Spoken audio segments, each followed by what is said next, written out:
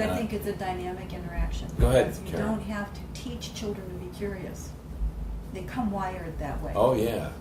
And a critical ingredient in terms of parenting is that you need to be aware of the kid's interest or the baby's interest, and that then guides the parent in terms of what to do and what to look at, and different children have different interests. They respond differently to different kind of stimuli, and it's important for the parent to be able to respond appropriately.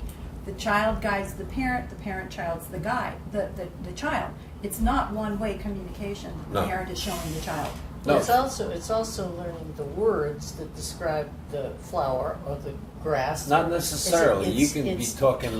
building language No, acquisition, because the parent is talking about Yeah, the things they're walking That's around looking at. preparatory Yeah. for the Yeah. school, but it's not. It's not the It's school not. part, You don't is have it? to have all those words. They don't have to have a large vocabulary.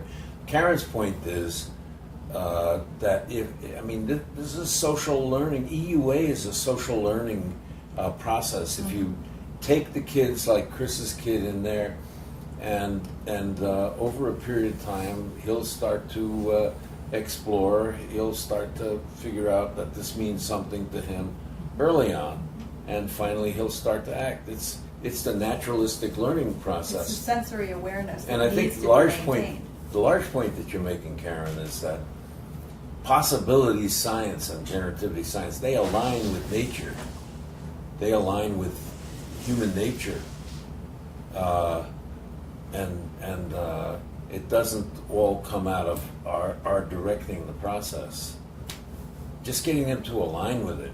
Yeah, it's the beginning part. Then that maintains the base for any other kind of learning. So you Right. either have an enriched environment, or you have an environment that has not much stimulation, and it really just limits then what the child is able to process. Yeah, it doesn't. And I'll Feast let- or famine, I guess it's. No. Yeah, and we know the differences in the outcomes are vast, depending upon that. My own take, you have to comment on it, is it doesn't take that much time of a person. It's not like running a 6-hour school day or anything like that. It's just being naturally responsive to the child's initiative. Yes. Yes, because if you try to put a child on some kind of schedule, then it's a hit or miss if it works or not, but the outcome is really negative if it doesn't work. Because the child cannot find his or her own Rhythm. direction, Yeah. pace, rhythm, Can you whatever. say that authoritarian parents disposed to giving directions for everything really interfere with the naturalistic process? And super permissive parents that don't respond to children. Just let them flounder. Because they don't pay any attention, so they don't notice. And so you can't capitalize then on what is going on for that child. So it's either really the extreme, reciprocity. It's yeah, really the either extreme is not constructive. I mean, children survive in spite of it. Most do okay, but if we're really looking at what is going to get us the maximum, then it's not the 180. It is in the middle, where you've got that dynamic interaction between the child and the parents, significant others, because there's a whole world that the child can respond to that then builds the base. It's all that sensory awareness that needs to be responded to and supported, which then also goes to all the nutritional and all of those other kinds of processes that have to be there for a healthy child. Any?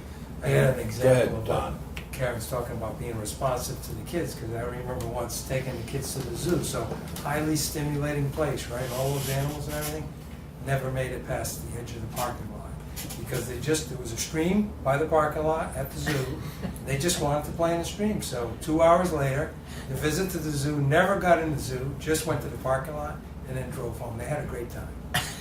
And that's it. That's what's important. They had a great time. It's the walk. It's cooking.